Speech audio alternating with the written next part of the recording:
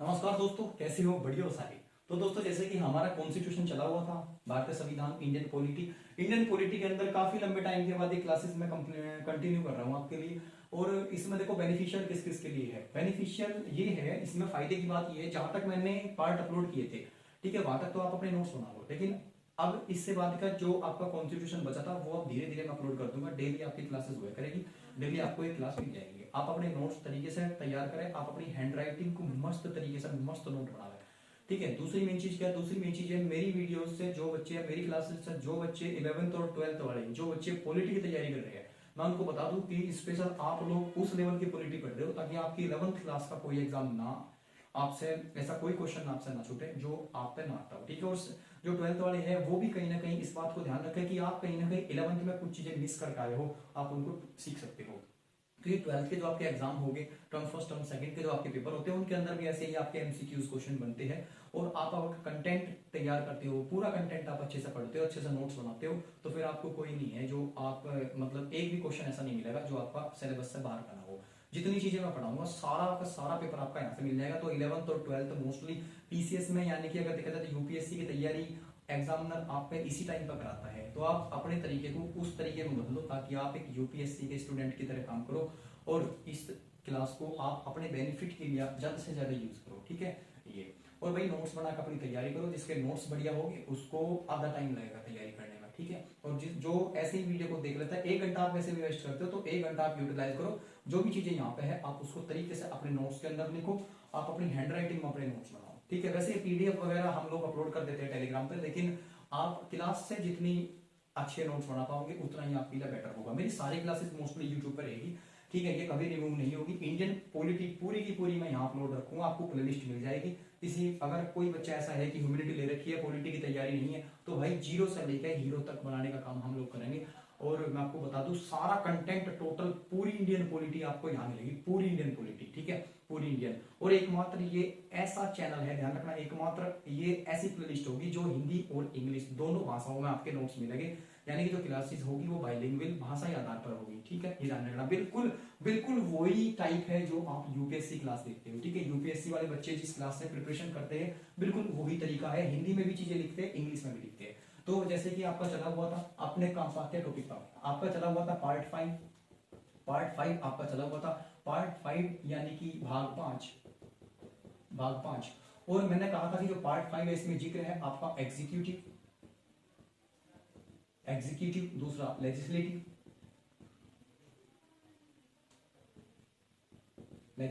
और फिर आता है जुडिशरी। यानी कि एग्जीक्यूटिव को बोलते हैं हम कार्यपालिका, लेजिस्लेटिव को बोलते हैं विधायिका, और जुडिशरी को बोलते हैं न्यायपालिका। अब तो साउंड की भी कोई दिक्कत ना होगी, बिल्कुल माइक लग रही है तो ठीक है, टेंशन न लियो। एग्जीक्यूटिव, लेजिस्लेटिव और जुडिशरी हमने ये पढ़ लिया। और मैंने आपको ये भी बताया था कि जो पार्ट 5 है हमारे कॉन्स्टिट्यूशन में, पहले 22 भाग थे, 25 हो चुके हैं। मैंने कहा कि पार्ट 5 जो है ये लॉन्गेस्ट पार्ट है, तो इस बात को लिख लेना, longest, LONGEST, longest part of our constitution.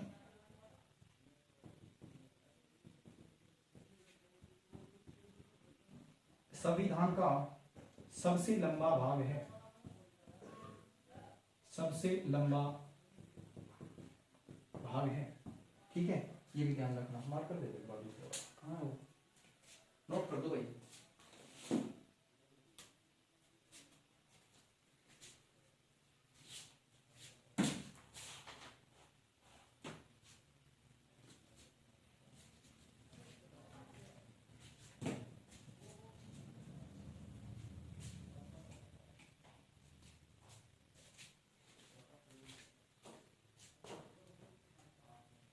Note कर दो आराम से, कोई दिक्कत नहीं, कोई जल्दबाजी मत करो। और अगर ऐसा लगता है कि मैं आराम से पढ़ा रहा, बहुत स्लो मोशन में पढ़ा रहा, तो फिर आप यूट्यूब पे तो है ना क्लासेस, यूट्यूब पर आप कोने में जो 3 डॉट है ना, 3 डॉट, 3 बिंदु जो है, वहां पे क्लिक करके ऑप्शन मिलेगा स्पीड का, तो स्पीड 1.5 कर लो ताकि आपको किसी प्रकार की दिक्कत ना हो, टाइम से क्लास कंप्लीट हो जाए, ठीक है।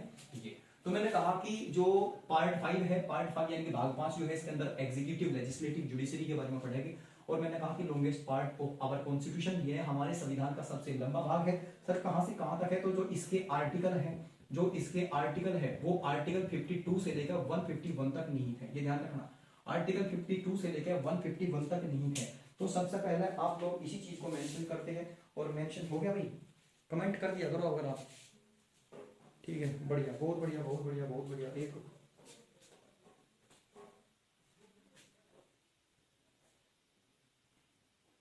तो सबसे पहले आप हेडिंग डालो इसी के अंदर।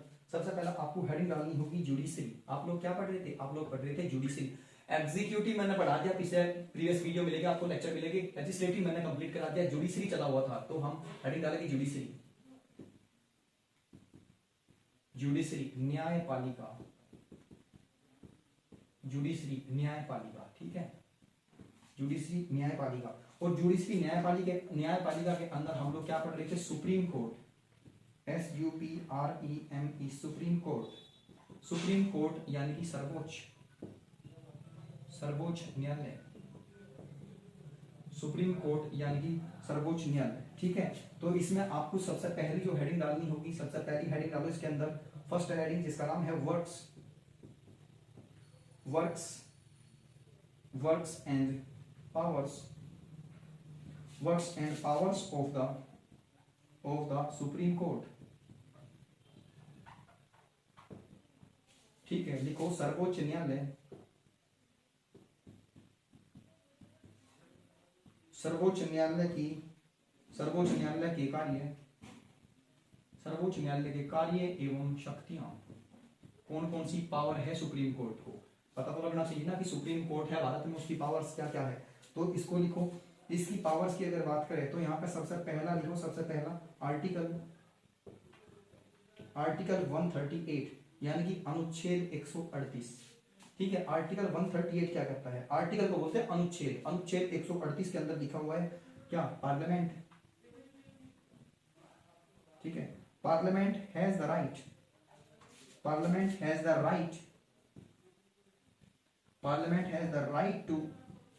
Right to increase, Parliament has the right to increase the powers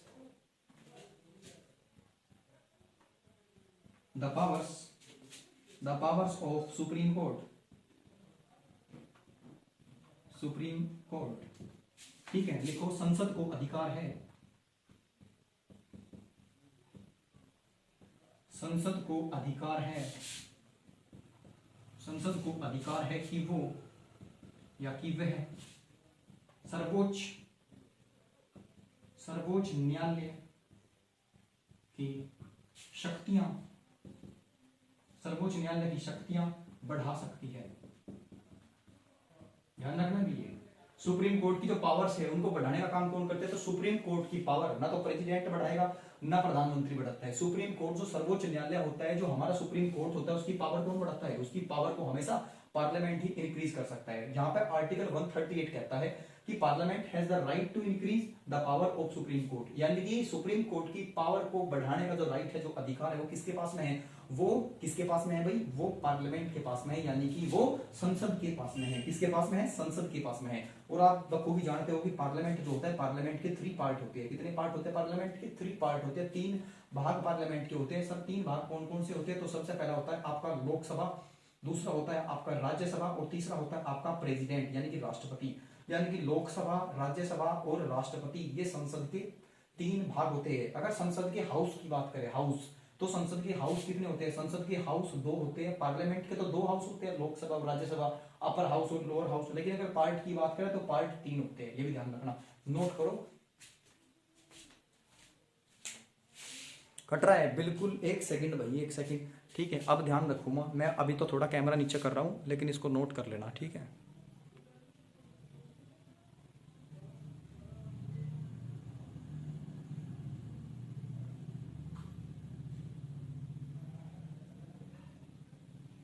हो गया? अब नहीं मैं नीचे लिखूं, टेंशन ना लो अब, ठीक है। निशान लगा दो एक बार, 138 तक ही सीमित रखेंगे। ओके ओके ओके ओके भाई, ठीक है ठीक है, आप ध्यान रखेंगे भाई, ठीक है।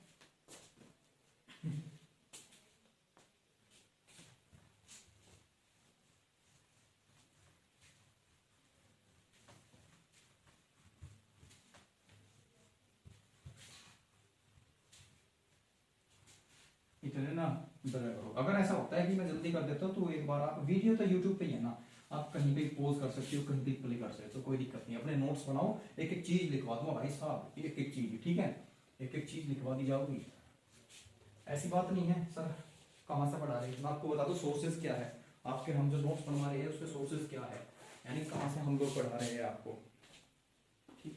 ये भी पता होना जरूरी है कि आप ऐसे ऐसे टीचर से नहीं पढ़ रहे हो, ठीक ठाक जगह हो, ठीक ठाक टीचरों से पढ़ रहे हो।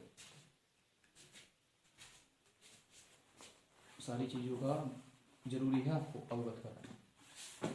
तो देखो मैं आपको बता दूं, ठीक है, मैं आपको बता दूं कि हमारे पास में ये दो बुक है जो मैं आपका बेंच ले रहा हूँ, ये दो बुक आपकी, और ये दो बुक सर्वोपरि बुक मानी जाती है, सर्वोपरि, इनसे ही आपका पॉलिटी का टोटल बेंच इनसे ही बनता है, ठीक है।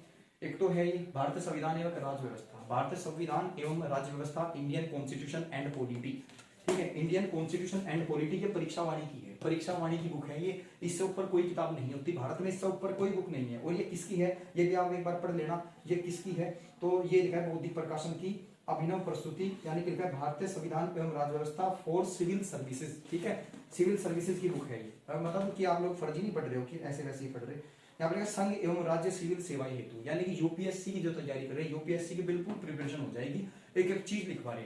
बाकी ये तो ओवरव्यू है, ओवरव्यू, अगर आप एक बार इस ओवरव्यू को कंप्लीट कर लो उसके बाद में दूसरा बेंच हम आपके लिए बना देंगे जो एक्साइटेड स्टूडेंट होगा उसके लिए, ठीक है, उसको हम वो प्लेलिस्ट दे देंगे जहां पे पॉलिटी बिल्कुल डेप्थ में जा रखी है। एक तो ये बुक है परीक्षा वाणी की, अगर आप चाहो तो मार्केट से ले सकते हो, लेकिन लैंग्वेज थोड़ी डिफिकल्ट मानी जाती है, लैंग्वेज आसानी से समझ में नहीं आएगा, फैक्ट बहुत है इसमें। दूसरा आज के टाइम पे इंडिया की जो सबसे फेमस बुक है, सबसे फेमस, अगर यूट्यूब पे भी डाल के देख लेना आप लोग, ये है भारत की राज्य व्यवस्था, जो एस लक्ष्मीकांत की है। सर एक्स लक्ष्मीकांत कौन है, ये राइटर है, इनका आईएएस पीसीएस का एक कोचिंग चला करता था आंध्र प्रदेश के अंदर, ठीक है, हैदराबाद के अंदर इनकी कोचिंग थी, और वहां अब तो खैर बंद हो गई इनकी कोचिंग, वो अब तो बंद हो चुका वो इंस्टीट्यूट, लेकिन ये जो बुक है, ये जो बुक है आपकी, इसका छठा संस्करण है ये, यानी कि 6 पब्लिशिंग है इसकी ये। और इसमें अगर बात करें तो ये एस लक्ष्मीकांत की है, ये पूरे इंडिया की सबसे फेमस बुक है पॉलिटी की, और आप लोग इन दो बुक्स को कवर कर रहे हो, इन दो की दो बुक्स को। और ऐसा माना जाता है कि आप चाहे ग्रुप डी से लेकर group D, group B, group C, group A, UPSC और ग्रुप डी क्लर्क लेवल कहीं की भी तैयारी कर लो, आपको इनमें पॉलिटी जरूर पढ़नी पड़ेगी। ये तो वो है जिसको आप ये मानते हो कि हमें टीचर बनना है और मतलब अपनी लैंग्वेज को भी पॉलिटी वाली लैंग्वेज में यूज करनी, वो वाली। और अगर आपको बिल्कुल सिंपल लैंग्वेज में सारे कंसेप्ट क्लियर करने तो आप एस लक्ष्मीकांत पढ़ सकते हो, सबसे बेस्ट बुक मानी जाती है, ठीक है। ये तो टेंशन ना लो, ठीक है, कंटेंट में कोई कमी नहीं रहने की।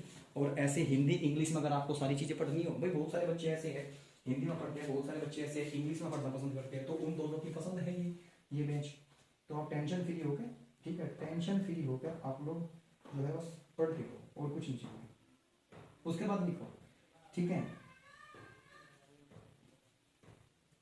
लिखो। उसके बाद लिखते हैं वर्क्स। नेक्स्ट हेडिंग डालो वर्क्स, WORKS, वर्क्स का मतलब होता है कार्य, ठीक है। क्या वर्क्स होते हैं, सुप्रीम कोर्ट के जो वर्क्स होते हैं वो वर्क्स क्या होते हैं, सुप्रीम कोर्ट के वर्क्स, सबसे पहली हेडिंग डालकर लिखो, इसके अंदर होता है initial jurisdiction, initial INITIAL, initial jurisdiction, JURIDICTION, initial jurisdiction. Initial jurisdiction को हम क्या बोलते हैं, इसको बोलते हैं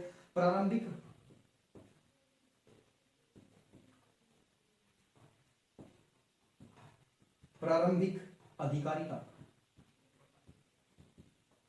प्रारंभिक अधिकारिता। इनिशियल जुरिडिक्शन को क्या बोलते हैं, इनिशियल जुरिडिक्शन को हम बोलते हैं प्रारंभिक अधिकारिता। इसके अंदर क्या होती है, तो प्रारंभिक अधिकारिता का मतलब सबसे प्राथमिक अधिकार कौन कौन से है जुडिशरी को। तो सबसे पहले हम लोग अब आर्टिकल लिखो, आर्टिकल की अगर बात करें तो आर्टिकल 151 की अगर हम बात करें, अनुच्छेद 151 की, लास्ट आ गया, ध्यान रखना, क्योंकि 52 से स्टार्ट हुआ था, पार्ट 5 हमारा 52 से स्टार्ट हुआ था और आर्टिकल 151 तक चलेगा ये, तो आर्टिकल 151 आ गया, ध्यान रखो।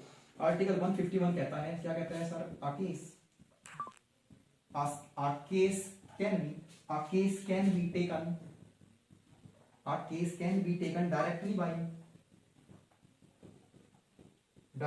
by the Supreme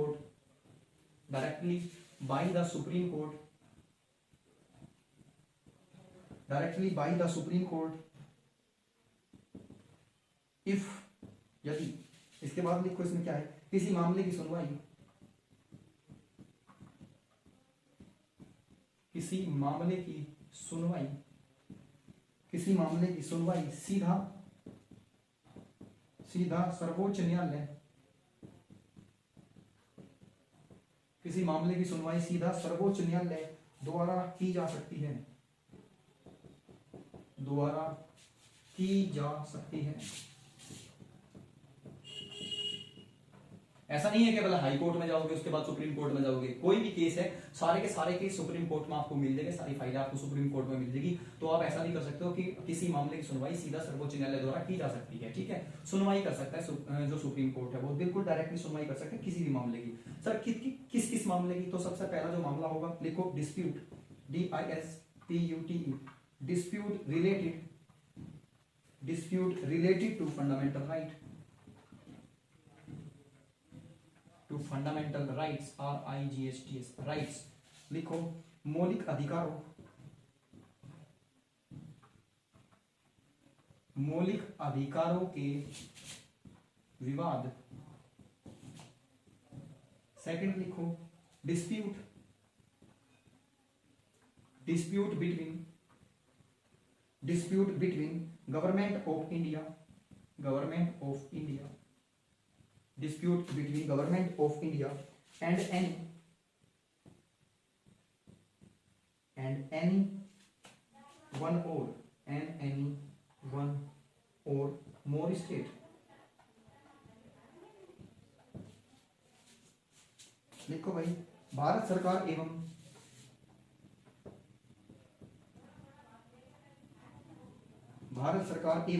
एक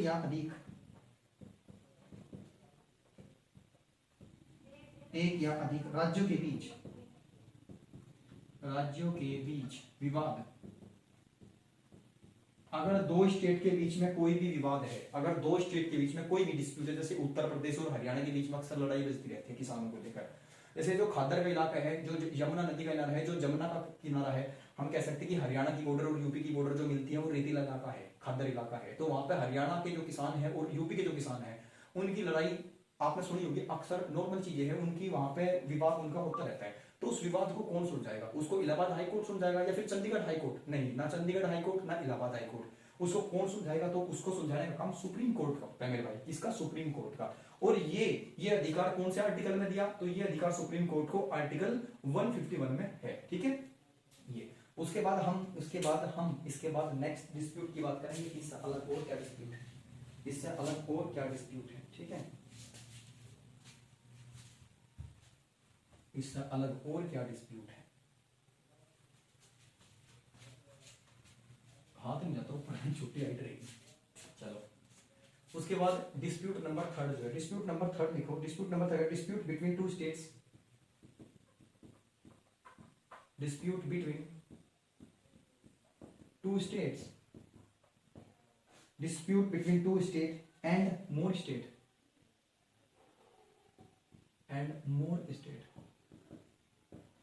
लिखो। दो या दो से अधिक राज्यों का विवाद है, दो या दो से अधिक राज्यों का विवाद है। सर ये कैसा हो सकता है? दो राज्यों को तो हमने सुना, हरियाणा और पंजाब का हो सकता है, उत्तर प्रदेश और हरियाणा का हो सकता है, लेकिन कुछ ऐसी चीजें हैं जहां एक चीज पे दो तीन तीन राज्यों का विवाद हो जाए। जैसे आपने सुना होगा तमिलनाडु में कावेरी नदी, सुनी होगी आपने कावेरी, ठीक है। ये कर्नाटक, तमिलनाडु और केरला जो है इनके बीच में बहती है ये, और इसका विवाद है। सपोज करो ये मान के चलो ये तमिलनाडु स्टेट है, ये मैं मान रहा, अगर मैं मैपिंग कर दूं, ये वाला आपका इंडिया है, साउथ इंडिया पे यहाँ पे जो है ये आपका आंध्र प्रदेश,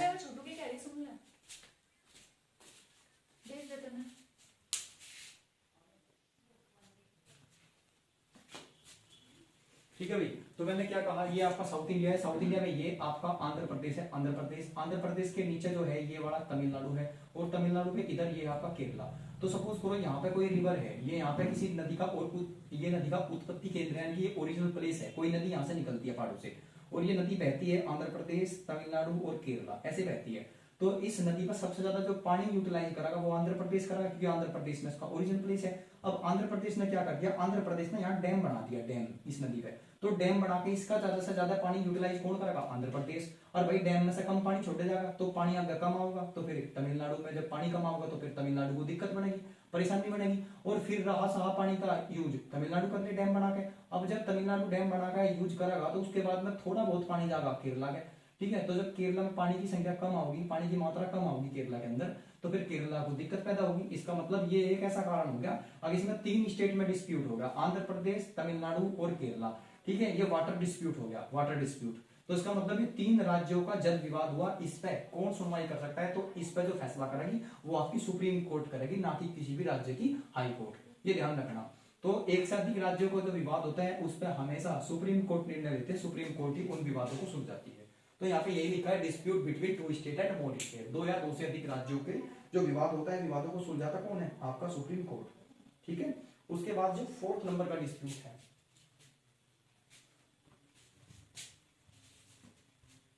उसके बाद देखो 4th नंबर का जो डिस्प्यूट है, 4th नंबर का डिस्प्यूट लिखो, dispute related to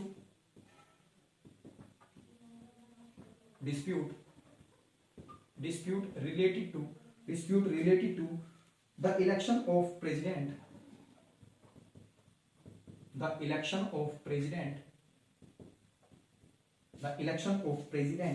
and president and vice president,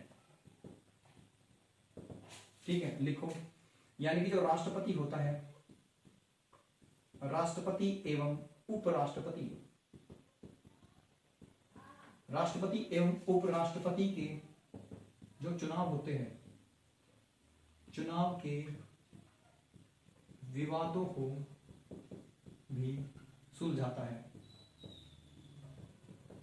राष्ट्रपति से संबंधित जो विवाद हो, यानी कि प्रेसिडेंट का जो इलेक्शन होता है, प्रेसिडेंट का जो इलेक्शन होता है और वाइस प्रेसिडेंट का जो इलेक्शन होता है, अगर उसमें कोई भी डिस्प्यूट है तो उस डिस्प्यूट को भी कौन सोल्व करेगा? उस डिस्प्यूट को भी सुप्रीम कोर्ट ही सोल्व करेगा। समझ में नहीं आता? बिल्कुल एकदम इजी लैंग्वेज है भाई, टेंशन ना लो, ठीक है। बिल्कुल एकदम इजी लैंग्वेज है। 1 घंटे की पूरी 50 मिनट की मिलेगी आपको, पूरी 50 मिनट की क्लास आपको डेली मिला करेगी। टेंशन फ्री हो जाओ, नोट्स बनाओ, नोट्स बनाते बनाते सीख जाओगे सारी चीजें, ठीक है। उसके बाद लिखो, उसके बाद नेक्स्ट हेडिंग है आपकी, उसके बाद नेक्स्ट हेडिंग डालो, सेकंड हेडिंग जो है, उसके बाद अपील, ठीक है। Appellate jurisdiction, APPALITTE, appellate jurisdiction, JUDRICTION, appellate jurisdiction. Appellate jurisdiction का मतलब लिखो अपीलीय अधिकारिता, अपीलीय अधिकारिता, अपीलीय अधिकारिता। तो अपीलाइट जुरिडिक्शन जो होता है उसको बोलते हैं अपीलीय अधिकारिता, ठीक है। इसके सामने लिखो as per this Supreme court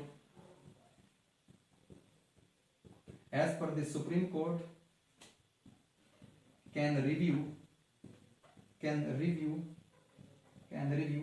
any case and which decision has been taken by a lower court, LOWER, lower COURT, lower court, okay. लिखो इसके तहत निचली अदालत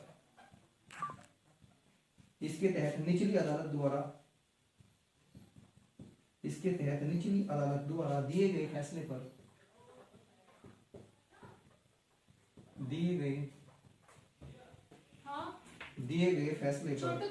सर्वोच्च न्यायालय पुनर्विचार कर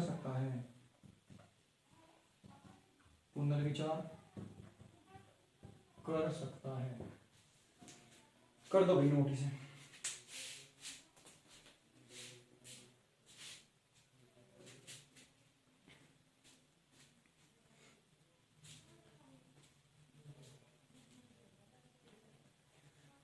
सेकंड नंबर पे आपको हेडिंग डालनी, कौन सा और शक्तियां कौन सी है सुप्रीम कोर्ट की, और पावर कौन सी है? तो अप्लाइड जुरिडिक्शन, यानी अपीलीय अधिकारिता भी है, अपीलीय। इसको बोलते हैं as per this Supreme Court can review any case and which decision has been taken by a lower court.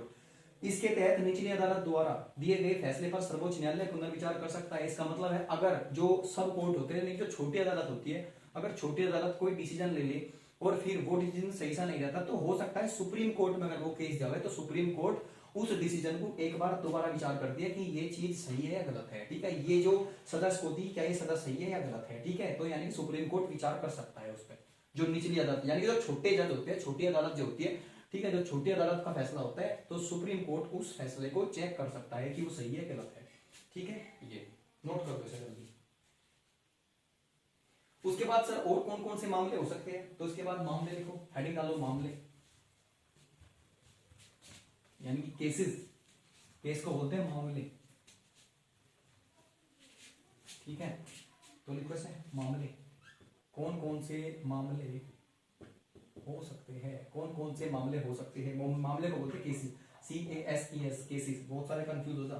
तो सबसे फर्स्ट की अगर बात करें, सबसे पहला मामला कौन सा होगा, तो इसमें लिखो appeal, APPEAL, appeal of constitutional disputes, appeal of constitutional, CONSTITUTIONAL, constitutional disputes, appeal on constitutional disputes, इसको बोलते हैं हम संवैधानिक विवाद पर appeal,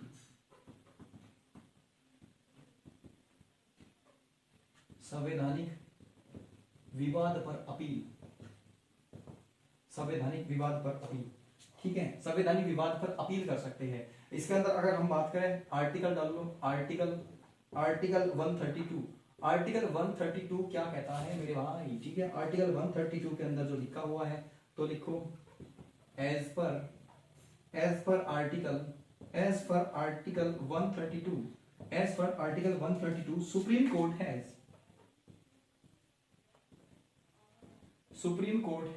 Supreme Court has been the powers,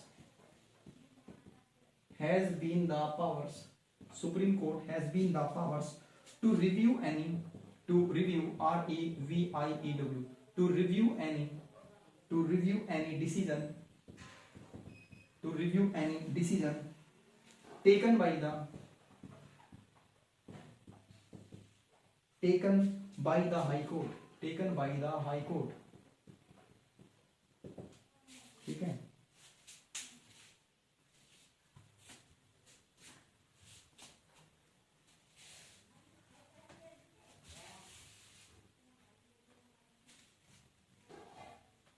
taken by the high court, लिखो इसमें सुप्रीम कोर्ट या सर्वोच्च न्यायालय, सुप्रीम कोर्ट या हाई कोर्ट, हाई कोर्ट को उच्च न्यायालय बोलते हैं और सुप्रीम कोर्ट को सुप्रीम कोर्ट यानी कि सर्वोच्च न्यायालय, सुप्रीम कोर्ट और हाई कोर्ट के किसी भी फैसले को निरस्त भी कर सकती है, यानी कि जो सुप्रीम कोर्ट होती है, सुप्रीम कोर्ट जो होती है या क्या करती है, या किसी के फैसले को निरस्त कर सकती है, किसके फैसले को, हाई कोर्ट के फैसले को, क्योंकि हाई कोर्ट को क्या बोलते हैं, हाई कोर्ट को बोलते हैं HIGH, high COURT, high court, यानी कि छोटा कोर्ट होता है ये, ठीक है, और सुप्रीम कोर्ट का मतलब सर्वोच्च न्यायालय, ठीक है। अगर आपसे बड़े की बात करें तो सर बड़ा कौन सा होता है, जिसमें ज्यादा लेटर वो बड़ा, यानी कि सर्वोच्च बड़ा है या हाई बड़ा है, भाई सर्वोच्च बड़ा है, वर्ड भी बड़ा है, शब्द भी बड़ा है, तो इसका मतलब सर्वोच्च बड़ा है, सुप्रीम कोर्ट बड़ा होता है और हाई कोर्ट छोटा होता है। अगर हाई कोर्ट कोई ऑर्डर देता है, अगर हाई कोर्ट कोई सजा सुनाता है, कोई भी आदेश देता है, तो सुप्रीम कोर्ट उसको कैंसिल कर सकती है, सुप्रीम कोर्ट बड़ा होता है, इसलिए बड़े को अधिकार मिला है कि छोटे की बात को मानना है या ना मानना है, ठीक है। ये तो सुप्रीम कोर्ट हाई कोर्ट के फैसले को निरस्त भी कर सकती है, ठीक है, ये भी ध्यान। और ये निरस्त करने वाला जो अधिकार है सुप्रीम कोर्ट को, ये कहां मिला, तो ये आर्टिकल 132 में लिखा हुआ है कि हाई कोर्ट के किसी भी फैसले को सुप्रीम कोर्ट निरस्त कर सकती है। ओके, यहां तक कोई दिक्कत? नो सर, कोई दिक्कत नहीं है। उसके बाद नेक्स्ट डालो आर्टिकल 133, अनुच्छेद 133, आर्टिकल 133, आर्टिकल 133 के अंदर क्या है, तो लिखो appeal, APPEAL, appeal of civil, CIVIL, appeal of civil disputes, DISPUTES, appeal of civil disputes, appeal of civil disputes, civil विवाद, सिविल विवाद पर, ठीक है, लिखो सिविल विवाद पर अपील। सर ये सिविल विवाद कौन से होते हैं, ठीक है, सिविल विवाद पर अपील, सिविल डिस्प्यूट्स। तो ध्यान रखना आर्टिकल 133 में कहता है कि अपील ऑफ सिविल डिस्प्यूट्स, यानी कि जो घर के अंदर जो विवाद होते हैं, यानी कि अपने देश के अंदर कोई भी विवाद हो उनको बोलते हैं सिविल डिस्प्यूट्स। तो अपने देश के अंदर जो भी विवाद होंगे, जो भी डिस्प्यूट्स होंगे, उनको सोल्व करने का काम भी सुप्रीम कोर्ट करती है, और ये अधिकार सुप्रीम कोर्ट को आर्टिकल 133 अनुच्छेद 133 प्रोवाइड करता है। ओके, अब उसके बाद नेक्स्ट हेडिंग कर लो आर्टिकल 136। 135 नहीं पढ़ेंगे, सुधा 136 पे हेडिंग कर लो, आर्टिकल 136, आर्टिकल 136।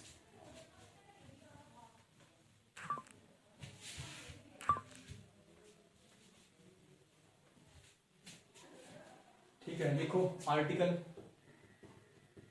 136। आर्टिकल 136 कहता है क्या, तो लिखो special leave to appeal, special LEAVE, special leave to appeal, APPEAL, special leave to appeal, यानी कि विशेषाधिकार पर अपील, विशेषाधिकार पर अपील, विशेषाधिकार पर अपील। ठीक है, यानी कि विशेषाधिकार पर अपील आर्टिकल 36 के अंदर है।